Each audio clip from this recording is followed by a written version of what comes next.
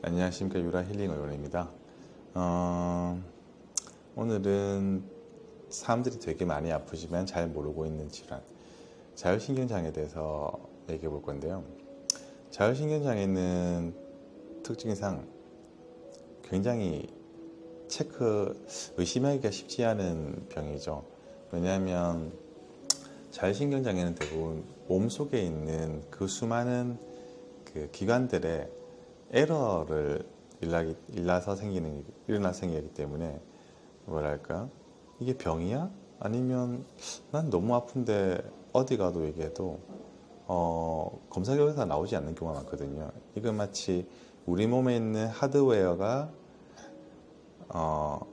다른 수많은 이 커넥션 자체가 깨지면서 생기는 짜잘한 에러들이 모여서 뭔가 불편한 감각을 만들고, 그리고 기능이 떨어지는 형태로 됩니다. 자율신경장애에서 많은 형태 중에는 뭐 두통, 지속되는 두통이나 알 수 없는 두통, 그리고 소화장애, 호흡곤란, 마치 공포감처럼 느끼는 공황장애 같은 느낌도 있거든요. 그러니까 이게 그냥 섞여 있습니다.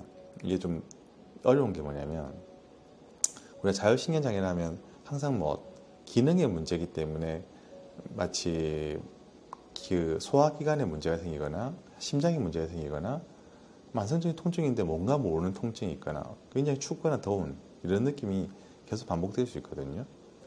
근데 사람들을 굉장히 불편한데 불구하고 병원에 가보면 병원에서 하는 얘기가 괜찮은 것 같은데 뭐가 문제예요? 피검사에도 나오지 않고 아무도 알 수 없습니다. 근데 본인은 굉장히 불편해요. 왜냐하면 몸속에 장기가 제대로 돌아가고 있지 않기 때문에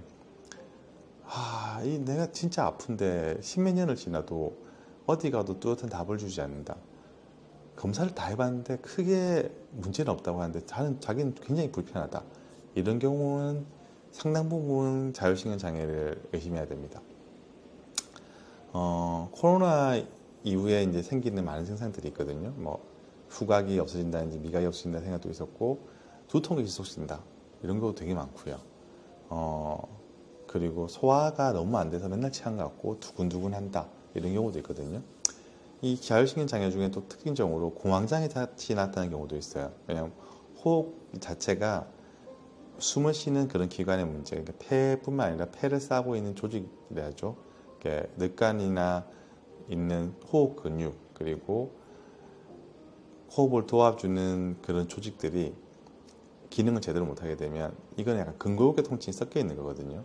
근골격 통증이 섞여 있는데 그 숨을 쉬게 하는 근골격이 제대로 돌아가지 않으면 마치 내가 숨을 못 쉬는 듯한 느낌이 들게 됩니다. 그러면 사람들이 이제 공포가 느끼게 되죠. 나 진짜 죽는 거 아니야? 너무 답답해 죽을 것 같아. 그럴 때 이 근육을 풀어주면도 굉장히 좋아질 수 있거든요. 근데 이런 환자들이 정신과를 되게 많이 가게 됩니다. 왜냐하면 심장내과나 다른 병원을 막 찾아다녀요. 찾아다니는데 가보니까 심장에 문제 없다, 폐에 문제 없다 얘기 듣고 하니까 이거는 그냥 공황장애 같아요, 정신적인 문제 같아요, 스트레스 많이 받았죠 하면 실제 스트레스 되게 많이 받거든요.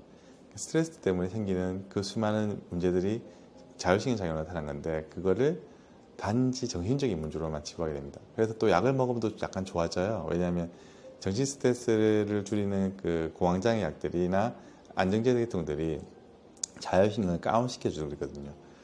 다운시켜주면 증상이 좋아져요. 그래서 내가 공황장애였구나, 정신적인 문제였구나, 그렇게 생각해서 환자들이 정신과 약을 먹게 되죠. 하지만 정신과 약도 언젠가는 문제가 해결되지 않는 상황이 됩니다. 왜냐하면 몸 자체의 하드웨어라 부를 수 있는 그 기관의 문제가 해결되지 않거든요. 점점 심해지고, 그럼 약을 막 높이고 이제 막 이런 민간요법도 같이 막 해보고 하거든요. 근데 답이 없게 계속 심해지죠. 그러고는 약이 도저히 해결 안 되면 이제 너무 슬퍼지고 우울해지면서 사람이 터져버린 상황이 됩니다. 이런 환자들이 생각보다 되게 많아요. 그러니까 그런 환자를 어떻게 치료할 거냐? 저희는 아까 하드웨어에 문제가 있다 했잖아요. 하드웨어. 우리 몸에 있는 그 소프트웨어라는 정신뿐만 아니라 정신이 올라가 있는 하드웨어에 그 문제를 해결해야 된다는 거죠.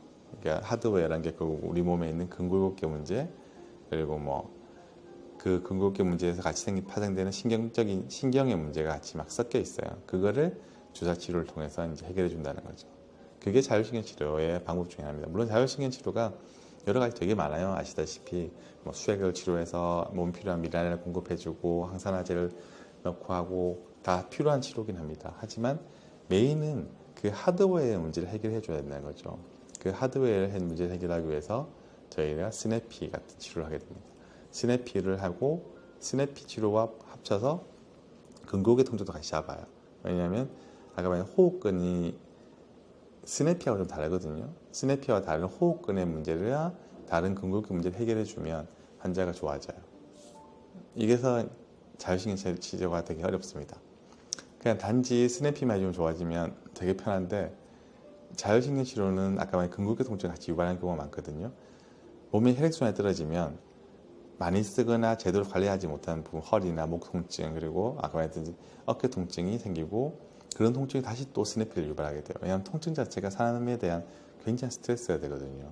그 스트레스가 다시 또 스냅피를 유발하고 스냅피가 심해지면 다시 근골격 통증이 심해지고 그러니까 나중에 사람이 내가 사는 게 아니야 라는 느낌을 가지게 되는 거죠. 전체적인 맥락을 보고 환자를 파악하고 이 사람이 과연 자율신경 장애가 어디서 출발했을까, 그리고 이 자율신경 장애는 다른 부분도 있지 않을까에 대한 생각을 해서 보면 이 환자가 좀 더 명확하게 볼 수 있고 더 잘 치료할 수 있게 됩니다. 그것을 보는 것이 어떤 통산이라고 하는 거죠. 자, 다음에는 근골격 통증도 같이 한번 설명해 드리면서 다른 부분도 얘기 드리겠습니다. 수고하셨습니다.